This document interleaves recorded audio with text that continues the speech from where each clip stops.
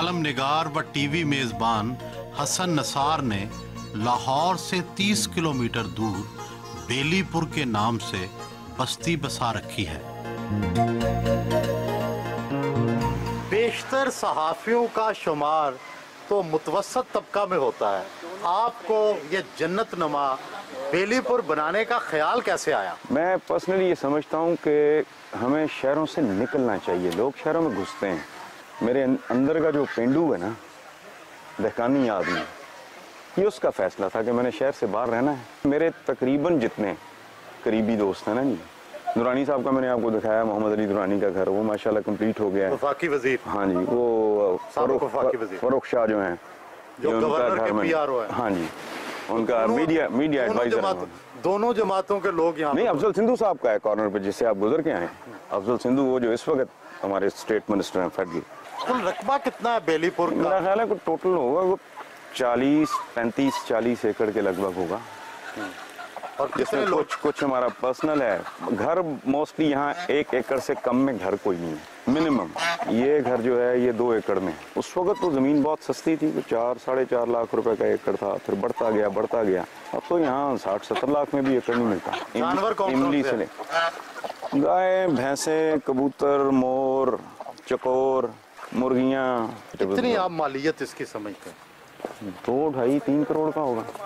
तो इसको in terms of money मेरा ख्याल है नहीं देखना चाहिए। इसको इन टर्म्स ऑफ नेचर आप बंदा देखे ना कि कुदरत के आप नज़दीक तर हैं, ग्रीनरी है, बर्ड्स हैं। और मेरा पैशन है, याशी भी है, याशी if one wants to interpret it that way तो ठीक है। ऐसे मुल्क में जहाँ लोगों को रहने के लिए घर नहीं है, 2 मरले 1 मरले का घर मुयस्सर नहीं है, उस मुल्क में तो ये याशी है। It's difficult to answer। इसको इस तरह चाहे देखा जा सकता है, लेकिन जिसे क्वालिटी ऑफ लाइफ कहते हैं। मेरे एक बच्चे का प्रॉब्लम था कि उसको 102 टेम्परेचर हो तो ना फिट्स पड़ने शुरू हो जाते थे। यहाँ शिफ्टिंग के बाद मुझे 6 साल हो गए। Within 6 months he recovered।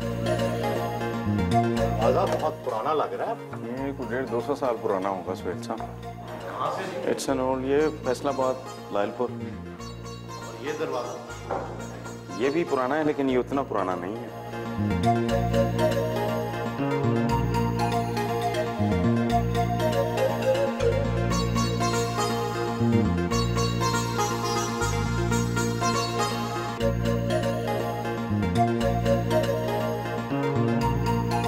आज के शायर, ड्रामा निगार और कालम निगार हसन निसार ने जिंदगी में उतार चढ़ाव तो बहुत देखे होंगे। जो बहुत पेनफुल फेजेस थे लॉ के ज़माने में, इस जेल से आते थे उस जेल भेज दिए जाते थे। तो कहते हैं ना कि गम और खुशी, दुख और सुख, बचपन, बुढ़ापा, इट इज़ अ पैकेज। सो मैंने उतार भी एंजॉय किया है, चढ़ाव भी एंजॉय किया है। लायलपुर में परवरिश हुई, तालीम कहाँ हासिल की? I was born in Rawalpindi in 51। मेरी धदियाल की जो साइड है ना, वो बहुत ही पढ़े लिखे लोग, दादा परदादा, शेक्सपियर, मौलाना रूम, इसके हाफिज थे मेरे दादा। तो वो थे, वो सेटल्ड इन मियाँ चन्नू, तो वो मुझे ले गए उधर। फिर साल एक के बाद उन्होंने कहा कि यहाँ एजुकेशन का चूँकि ठीक बंदोबस्त नहीं है। I was sent back to Lyallpur, चूँकि इन द मीन टाइम मेरे फादर आ गए थे उधर, ननियाल का भी उधर था घर। सो आई was sent to school, Pakistan model high school. उसके बाद गवर्नमेंट कॉलेज लायलपुर। उसके बाद गवर्नमेंट कॉलेज से इंटर करने के बाद मैं घर से हर कीमत पर निकलना चाहता था, क्योंकि फादर मेरे बहुत स्ट्रिक्ट आदमी थे, बहुत ही ज़्यादा। मारते थे? नहीं, मारते नहीं, वैसे बहुत ज़्यादा उनकी दहशत थी, बहुत ज़्यादा, बहुत कड़ा किस्म का डिसिप्लिन। इतने बजे उठना है, इतने बजे सोना है, इतने बजे खेलना है, इस तरह का बहुत सख्त डिसिप्लिन था। तो आप उससे बागी हो गए? हाँ, बागी। मैं बेसिकली तबन आवारागर्द आदमी हूँ। सो मैंने पहले फौज में अप्लाई किया। इन द मीन टाइम ये स्कीम अनाउंस हो गई अंडर ग्रेजुएट की, ऑनर्स, 3 साल में ऑनर्स और फिर 1 साल में मास्टर्स। सो इकोनॉमिक्स डिपार्टमेंट में हमने एडमिशन ले लिया एंड आई बिकेम मोर और लेस इंडिपेंडेंट। वो जो फादर का था वो डिसिप्लिन, उससे मैं निकल के न्यू कैंपस के हॉस्टल नंबर 1 में, जिसे बाद में कायद-ए-आज़म हॉल का नाम दिया गया। क्या वालिद साहब के डिसिप्लिन की उनके सामने भी खिलाफ वर्जी की? हमेशा। मैं डिक्टेशन नहीं लेता। That probably was the only reason I never even thought of a job. मुझे लिखने का काम भी इसीलिए शायद ज़्यादा अच्छा लगा। इसमें आपका बॉस है सच को होता नहीं, you happen to be your own boss. Dhanak में कलमकारी से नाम कमाया, फिर फिल्मी शायरी की, निगार खानों में भी गए और जेल की सैर भी की। तबीयत में बेसकूनी है या तकदीर बेरहम रही? नहीं, तकदीर बेरहम नहीं रही। मैं समझता हूँ मैंने ज़िंदगी पे खुदकुश हमला किया था। ज़िंदगी भी बच गई, मैं भी बच गया। एक तरफ संतोष कुमार वो छोटे भाइयों की तरह, बच्चों की तरह ट्रीट करते थे। कहाँ मुनीर न्याजी साहब, उनके साथ बहुत प्यार मोहब्बत का ताल्लुक़ था। कहाँ मिराज खालिद साहब जो हमें प्यार से मुर्शिद कहते थे। सो ये इतनी ज़्यादा डाइवर्सिफिकेशन है, इतना तनव्वु है ज़िंदगी में, तो इस सब को हासिल करने के लिए इसकी कोई ना कोई कीमत तो देनी पड़ती है ना। पहला सियासी रोमांस जुल्फ़िकार अली भुट्टो से किया, फिर ऐसे बरगश्ता हुए कि पीपल्स पार्टी के खिलाफ सख्त लिखना शुरू कर दिया। मैं अब हीरो वर्शिप पे बिलीव नहीं करता।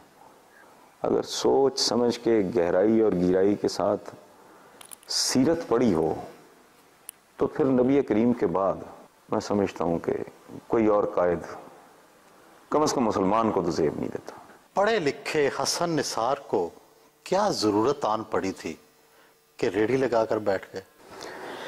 नहीं, उसमें यह था कि जब घर बार वो किसी मसले पे मेरे फादर ने, अल्लाह उन्हें गरीब की रहमत करे, उन्होंने मेरी वालदा को कहा कि ये इसे समझाओ कि अगर ये अपने प्रिंसिपल्स के तहत ज़िंदगी गुजारना चाहता है तो अपनी दुनिया में अपने प्रिंसिपल्स, मेरे घर में मेरे उसूल। मैंने कहा जी आज के बाद मैं वालिद का दिया हुआ नाम भी इस्तेमाल नहीं करूँगा। Hasan Nisar is not my real name. मेरे वालिद का नाम था मियां निसारुल हक, मेरा नाम है इसरारुल हक। सो थोड़े से पैसे जो मैंने लिए थे उसमें मैं सिर्फ रेडी लगा सकता था। बाद में वालिद साहब से सुलह सफाई हो गई? हाँ हाँ, definitely. He was very happy. पता नहीं ये लफ्ज़ मुझे इस्तेमाल करना चाहिए कि नहीं। आमरीत, मतलब उनके इर्द गिर्द उनके हुक्म के बगैर कोई चीज़ मुमकिन नहीं थी। आप में भी कुछ ऐसे जरासीम का शायबा है? डेफिनेटली, आपने बिल्कुल ठीक पॉइंट आउट किया है। मैं अपने इर्द गिर्द, अपने माहौल, अपनी दुनिया में मैं अपना कमांड कंट्रोल, लेकिन मैं फ्लेक्सिबल हूँ। आपको जिंदगी में बहुत बड़ी कामयाबी तो कालम निगारी से मिली, इस तरफ आ कैसे गए? ये हादसा है। मुझे बेनज़ीर भुट्टो साहिबा ने, it was forced in fact, कि मसाबात के आप एडिटर। अच्छा, जब मैंने टेक ओवर किया मसाबात तो आई रियलाइज कि यार इसमें तो कॉलम कोई नहीं है। तो मैंने ये सोच के कॉलम लिखना शुरू किया है कि चलो जिस तरह का ये सारे लिखते हैं इस तरह का तो मैं भी लिख लूँगा।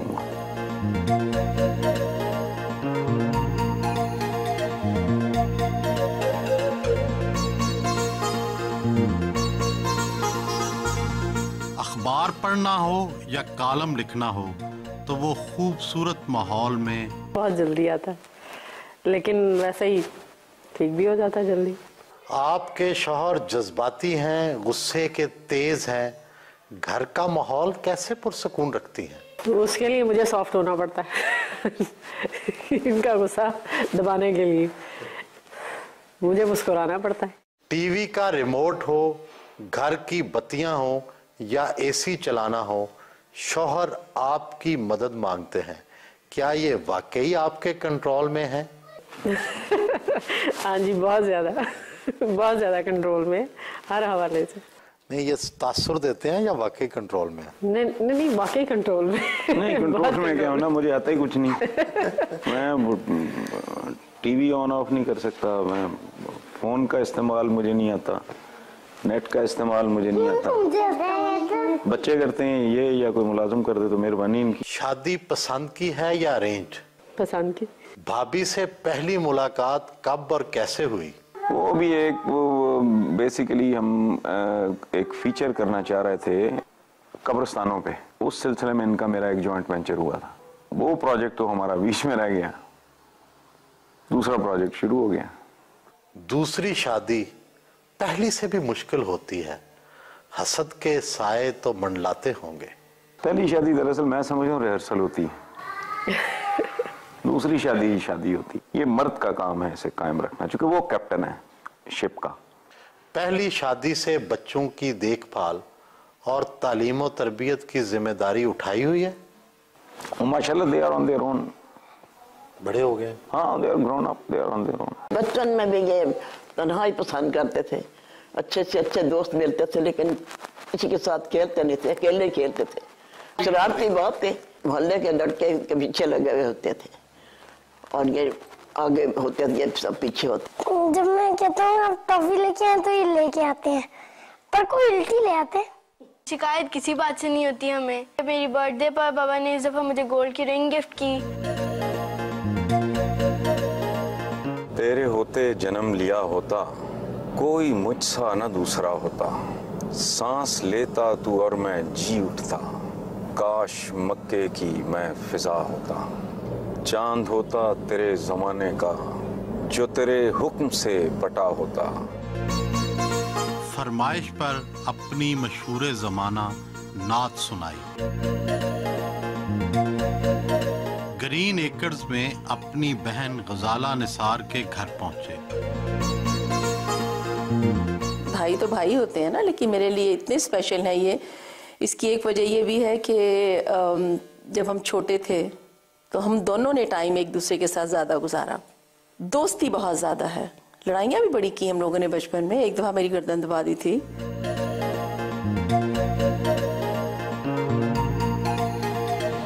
कई एकड़ों पर खुशनुमा घर, 4 लग्जरी कारें, बेशुमार नौकर, गरीबों की हमायत में कलम तोड़ने वाला लिखारी कहीं खुद जागीरदार तो नहीं बन गया? मैं ये समझता हूँ कि खूबसूरती से जिंदा रहने का सिर्फ चोरों, डाकुओं, स्मगलरों, कमीशन खोरों, राशियों का ही हक तो नहीं है। आई एम अ राइटर, मैं सोचने और लिखने पढ़ने वाला आदमी हूँ। आई struggled a lot, I made it. ठीक है, जिसे कहते हैं ना, I made it through the rain.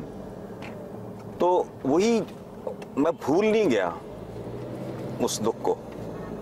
कई हल्के जर्नलिस्टों की आमदनी के हवाले से भी सवालात उठाते हैं।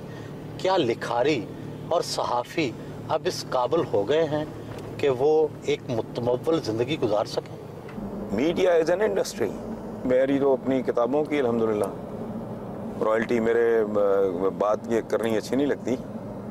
मैं तो पब्लिशर्स पीछे पड़े हुए थे, मैं तो कभी किताब छप के आई खोल के भी नहीं देखी किसी इदारे के साथ, किसी पब्लिशर के साथ। मैंने सुहेल साहब आज तक बार्गेन नहीं किया। आपकी माहाना आमदनी कितनी है? मैं आप यूं समझ लें कि बहुत लेविश और बड़ा इधर उधर शेयर करने के बावजूद भी I end up saving a few lakhs. बस यूं कह लें वो अच्छा नहीं लगता। और मुझे वो कहता है हाँ जी 7-8 लाख तो होगी। हाँ तो डेफिनेटली इतनी एवरेज तो बन जाती होगी। मौसीकी के लेजेंड नुसरत फतेह अली खान से बचपन में आपका दोस्ताना रहा कोई वाकया तो सुनाए। उसका तो बचपन ही सुहेल साहब मेरे घर में गुजरा है। हम तो उसे पेजी कहते थे। तो my mother used to tell him to stop eating. उसको पता नहीं था कि खाना कहीं रोकना भी है। ठीक है, गर्मियों में हमारे घर में कांजी बनती थी तो एक पूरी मटकी उसके लिए अलग।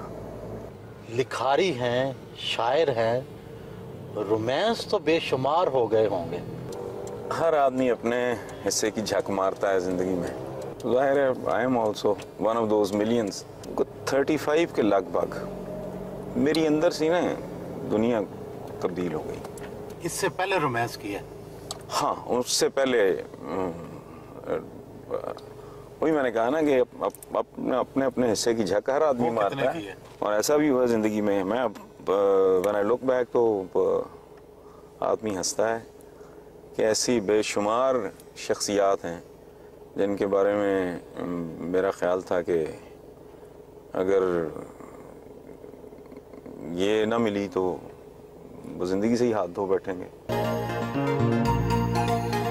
मॉडल टाउन क्लब पहुंचे।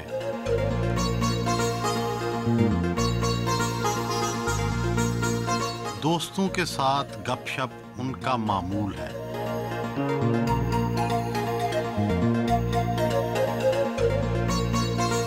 घर वापस पहुंचे। आप हमेशा अकल और होशमंदी से काम लेने की बात करते हैं, लेकिन अपनी तहरीर व तकरीर में हमेशा जज्बाती रंग इख्तियार करते हैं। अक्ल और जज्बात तो एक दूसरे की जिद होते हैं। ये बड़ी इंटरेस्टिंग बात की है आपने। मैं कोई फर्नीचर का पीस तो हूँ नहीं, ठीक है जी, मैं कोई कुशन भी नहीं हूँ, कोई एस्ट्रे भी नहीं हूँ। आई एम ह्यूमन बीइंग, और ह्यूमन बीइंग की एक बहुत बड़ी पहचान उसका इमोशन है, ठीक है। इमोशन का अगर ब्लेंड नहीं होता लॉजिक के साथ तो मेरा ख्याल उसमें तासीर नहीं होती। मैं तो यकीन करें रगें फटने लगती हैं बाज़ औक़ात बंदा जब सोचता है कि 61 साल इंसानों को जानवर बना के रखा हुआ है, इस मुल्क के आइन का नहीं पता। यहां आज तक ही फैसला नहीं हो पा रहा कि जुमे की छुट्टी होगी या इतवार की होगी, मीडियम आपका इंग्लिश होगा, उर्दू होगा। मेरा बस चले तो मैं तो इनको तोपों के आगे खड़ा कर दूं। तो ये ऐसी बात है जिसको आदमी तहम्मुल से बयान करे। इस मुल्क के हालात ऐसे हैं।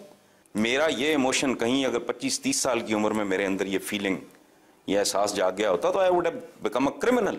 इनकलाब, तब्दीली, सबसे मायूसी, क्या इस तरह के बागियाना ख्यालात से इंतशार नहीं फैलता?